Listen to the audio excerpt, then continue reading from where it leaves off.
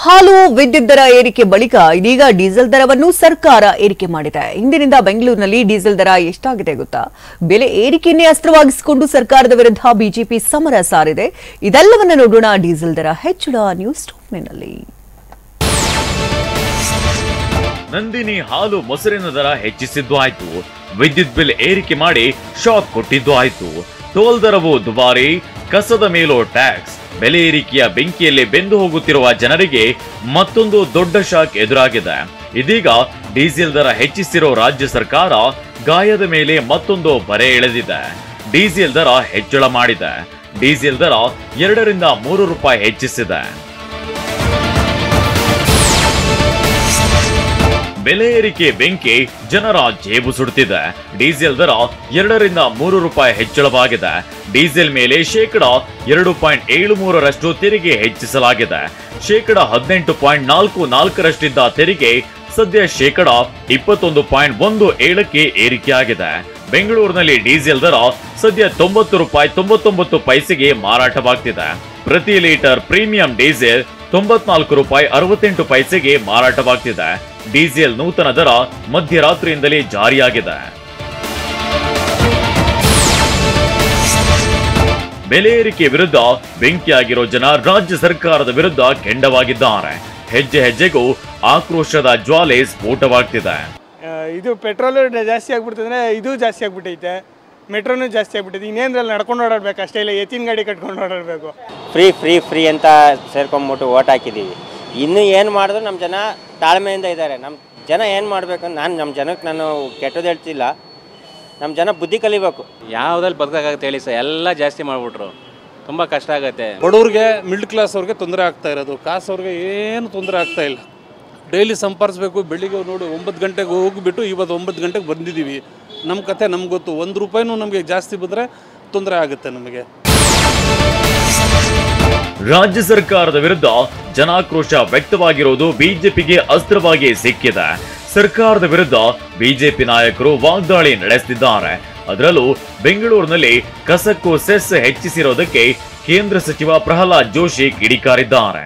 ಯುಗಾದಿ ರಂಜಾನ್ ಒಂದಿನ ಹಿಂದೆ ಮುಂದೆ ಬಂದ್ಬಿಡ್ತಲ್ಲ, ಅದಕ್ಕೆ ಸರ್ವರಿಗೂ ನ್ಯಾಯ ಕೊಡಬೇಕು ಅಂತ ಬೆಲೆ ಏರಿಕೆ ಬರೆ ಹಾಕಿದ್ದಾರೆ. ಹೊಸ ವರ್ಷಕ್ಕೆ कांग्रेस को कोड़गे इधर कर्नाटक का सरकार वही एक गार्बेज बन गए हैं, तो देश के लिए एक गार्बेज बन गए हैं.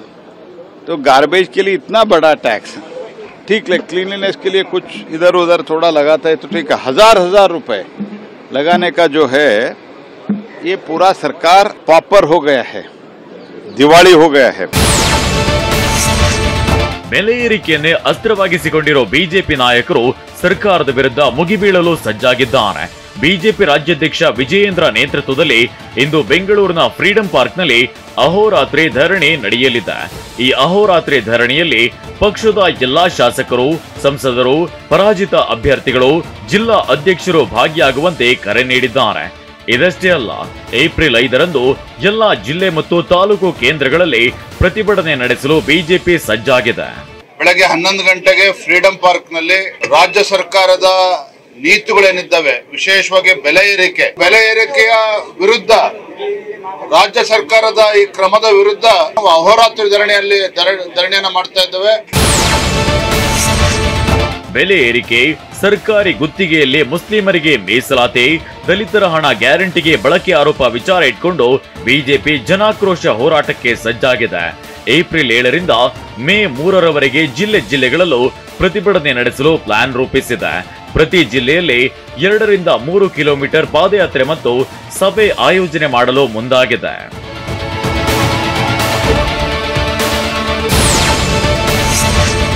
ಕಾಂಗ್ರೆಸ್ ವಿರುದ್ಧ ದಾಳಿಗೆ ಮುಂದಾದ ಬಿಜೆಪಿ ಇದರ ಭಾಗವಾಗಿ ಏಪ್ರಿಲ್ 7ರಂದು ಮೈಸೂರಿನಲ್ಲಿ ಜನಾಕ್ರೋಶ ಅಭಿಯಾನಕ್ಕೆ ಕೇಂದ್ರ ಸಚಿವ ಪ್ರಹ್ಲಾದ್ ಜೋಶಿ ಚಾಲನೆ ನೀಡಲಿದ್ದಾರೆ.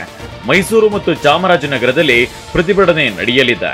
ಏಪ್ರಿಲ್ 8 ಮಂಡ್ಯ, ಹಾಸನದಲ್ಲಿ, ಏಪ್ರಿಲ್ 9 ಕೊಡಗು, ಮಂಗಳೂರಿನಲ್ಲಿ ಪ್ರತಿಭಟನೆ ನಡೆಯಲಿದೆ.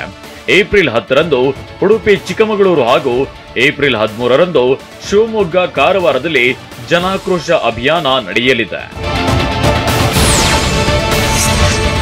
ಅಹೋರಾತ್ರಿ ಪ್ರತಿಭಟನೆಯಲ್ಲಿ ನಾನು ಕೂಡ ಪಾಲ್ಗೊಳ್ಳುವೆ ಅಂತ ಬೆಂಗಳೂರಿನಲ್ಲಿ ಮಾಜಿ ಸಿಎಂ ಯಡಿಯೂರಪ್ಪ ಹೇಳಿದ್ದಾರೆ. ನೋವು ಅನುಭವಿಸುತ್ತಿರುವವರೆಲ್ಲರೂ ಬಂದು ಭಾಗವಹಿಸಬೇಕು. ಬೆಲೆ ಏರಿಕೆ ಜನರನ್ನ ನೆಮ್ಮದಿಯಿಂದ ಬದುಕಲು ಬಿಡ್ತಿಲ್ಲ. ಕಾಂಗ್ರೆಸ್ಗೆ ಅಜೀರ್ಣ ಆಗುವಷ್ಟು ಬಹುಮತ ಕೊಟ್ಟಿದ್ದಾರೆ. ತುಘಲಕ್ ದರ್ಬಾರ್ ನಡೆಸುತ್ತಿದ್ದು ಸಾಮಾನ್ಯ ಜನಜೀವನ ಸಾಧ್ಯವಿಲ್ಲದಂತಹ ಸ್ಥಿತಿ ನಿರ್ಮಾಣವಾಗಿದೆ ಅಂತ ಕಿಡಿಕಾರಿದ್ದಾರೆ. ಒಂದ್ ಕಡೆ ಸಾಲು ಸಾಲು ಬೆಲೆ ಏರಿಕೆ ಮಾಡಿರೋ ಸರ್ಕಾರದ ವಿರುದ್ಧ ಜನರು ಹಾಗೂ ವಿಪಕ್ಷ ಬಿಜೆಪಿ ಕಿಡಿಕಾರ್ತಿದೆ. ಇನ್ನೊಂದ್ ಕಡೆ ರಾಜ್ಯ ಸರ್ಕಾರ ಬೆಲೆ ಏರಿಕೆಯನ್ನ ಸಮರ್ಥಿಸಿಕೊಂಡಿದೆ. ಸಚಿವ ಪ್ರಿಯಾಂಕ್ ಖರ್ಗೆ ಟ್ವೀಟ್ ಮಾಡಿ ಬಿಜೆಪಿಗೆ ತಿರುಗೇಟನ್ನ ಕೊಟ್ಟಿದ್ದಾರೆ. ಕೇಂದ್ರದ ಕಳಪೆ ಆರ್ಥಿಕ ನೀತಿಯಿಂದ ಹಣದುಬ್ಬರ ಏರಿಕೆಯಾಗಿದೆ. ಇದನ್ನ ಸರಿದೂಗಿಸಲು ಅನಿವಾರ್ಯವಾಗಿ ದರ ಪರಿಷ್ಕರಣೆ ಮಾಡಲಾಗಿದೆ ಅಂತ ಟ್ವೀಟ್ ಮಾಡಿದ್ದಾರೆ.